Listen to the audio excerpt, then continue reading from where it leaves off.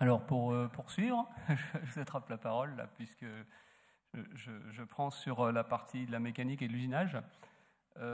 Bon, déjà pour faire le lien avec ce qui a été dit sur cette belle région Auvergne-Rhône-Alpes, nous on a fait le lien déjà en 2015 puisque le CTDEX, Centre technique de l'industrie de décolletage, s'est associé avec le CETIM.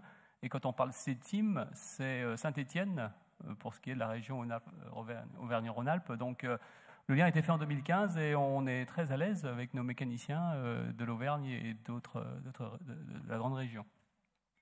Le Mondial des métiers 2017, c'est pour nous un grand succès, avec peut-être une nouveauté, c'est qu'on a fait encore un pas en avant.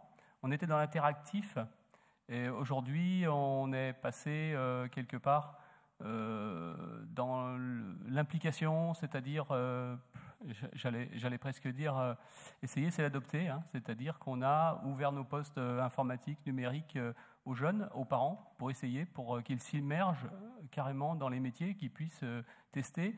Tout ça a été piloté par des jeunes BTS. Entre autres, on a eu, sur toute la durée du salon, quand même 22 jeunes BTS technico-commerciaux pour guider et des jeunes, pour ceux à qui ça parle, construction mécanique, les SIM, hein, qui étaient là pour aider les jeunes à découvrir tous les outils informatiques mis à disposition des entreprises. Voilà. Le stand était très ouvert, on est passé quand même de 2200 visiteurs en 2016 à 4400 en 2017, hein, ce qui est phénoménal. Donc c'est surtout cette interactivité et c'est surtout cette mise en pratique qui a permis d'avancer. L'idée, c'est que l'année prochaine, on puisse intégrer de la robotique et peut-être faire manipuler des robots. Donc là, ce serait un grand pas. Nos partenaires, je pense qu'ils vont nous suivre.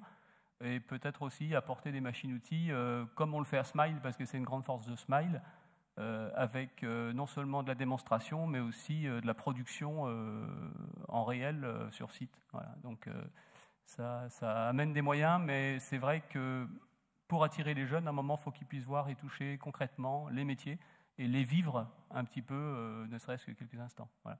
Donc ça, c'est pour la partie mondiale des métiers. Hein. Donc tout le monde remerciera la Rome pour le travail fantastique qui est réalisé, parce que ça nous facilite beaucoup le travail. Hein. Je résumerai en disant qu'on a un camion qui nous pose tout sur place.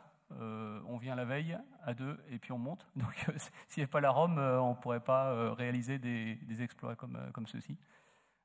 Merci aussi pour nous, je crois que ça a un peu été dit, mais c'est très important à l'Éducation nationale, puisque nous, on a des lycées des métiers qui nous accompagnent dans l'action. Hein. On a un lycée porteur en même temps de la construction. Je pense que tout le monde est dans ce dispositif. On a quand même 2 enseignants, des chefs de travaux qui viennent s'investir tout au long du salon, avec des enseignants et puis ces élèves qui sont en permanence, malgré qu'on ait quand même un samedi et un dimanche au milieu. Ça fait toujours peur à tout le monde. Ça, c'est quand même marquant, et j'en profite pour dire que pour nous, c'est l'occasion de rencontrer les parents. C'est le seul salon où on rencontre beaucoup de parents. On a eu pratiquement autant de visiteurs les samedis et dimanches que les jeudis et vendredis, parce que c'est les parents qui viennent avec leurs enfants et qui viennent en masse pour découvrir les métiers. Les industries mécaniques, c'est bon de le dire aussi, hein, aujourd'hui reprennent une image un petit peu haute technologie qui interpelle et qui attire, même si le virage pour que les jeunes y rentrent dans ces métiers, il est plus difficile. On observe actuellement que ce qui marche le mieux, c'est plutôt la formation continue, hein, avec des personnes qui, à 30 ans, décident d'aller dans la mécanique et apprennent le métier à zéro. Voilà. Pourquoi ? Parce que pour les jeunes, effectivement, ils sont dans le numérique, ils sont dans le téléphone portable, ils ont beaucoup de mal à imaginer qu'ils puissent faire demain un métier manuel avec de l'intelligence. Voilà. Donc voilà, le problème, il est là, et ça, c'est difficile à faire. Je note, puisque nos collègues sont présents, collègues et partenaires sont présents sur place, qu'on avait aussi le campus des métiers. On n'a pas trop parlé des campus des métiers et des qualifications. Donc on avait la mécanique connectée qui était sur le stand. C'est des nouveaux relais qui sont en train de se développer, qui pour nous ont un intérêt majeur, parce que ça doit fédérer les professionnels, les enseignants et également les territoires autour de cette problématique de la formation tout au long de la vie. Donc ça, c'est un enjeu majeur, et je vois beaucoup d'opérations qui montent, qui sont très positives autour de nous. On a parlé du parcours à venir. J'espère qu'il va perdurer, qu'il va se développer, parce que c'est un outil en or, et il faut tous qu'on pousse dans le sens du développement de cet outil-là. Et puis, on entend parler aussi des maisons pour la science qui forment des enseignants. On entend parler de plein de choses là qu'on pourrait même valoriser au sein du mondial parce que c'est des outils qui sont vraiment nouveaux, innovants et très attendus. Un petit clin d'œil sur le Smile, puisqu'on doit parler aussi des forums locaux, n'est-ce pas? Le Smile fait son chemin, on l'a évoqué tout à l'heure. 2016, Châteauroux et Besançon ont monté leur Smile, qui sont des smiles personnalisés. Ce n'est pas le Smile qu'on a en Haute-Savoie sur le décolletage, on est dans un autre monde, dans un autre environnement, c'est d'autres territoires. 2017 a vu arriver à Industrie Lyon un Smile. Donc la ville de Lyon a fait son Smile, pareil, adapté à l'environnement spécifique de la région lyonnaise. On a vu Belay, on a vu Oyonnax, on a vu le Creusot, le Loiret. Tout le monde s'essaye, avec plus ou moins de difficultés, parce que c'est une grosse machine à mettre en place. Globalement, ça se passe bien, les gens sont assez contents des résultats. Et puis, en 2018, on a quand même une visée sur Paris, et pourquoi pas.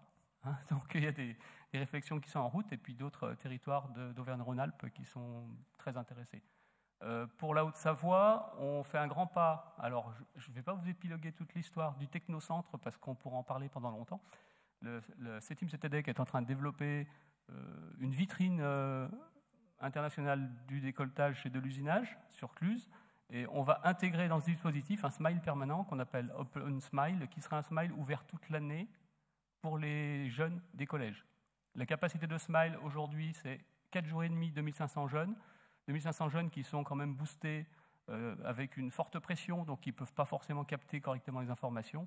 Donc l'idée, c'est de faire un dispositif qui serait ouvert toute l'année à tous les collèges de la région et peut-être au-delà, pour pouvoir découvrir les métiers de l'industrie, de l'usinage et de la mécanique. Voilà, j'arrêterai là parce qu'on pourra en dire long. On vous racontera l'histoire l'année prochaine, puisque ce technocentre avec son Open Smile, c'est Vision 2019. L'usine du futur est en marche.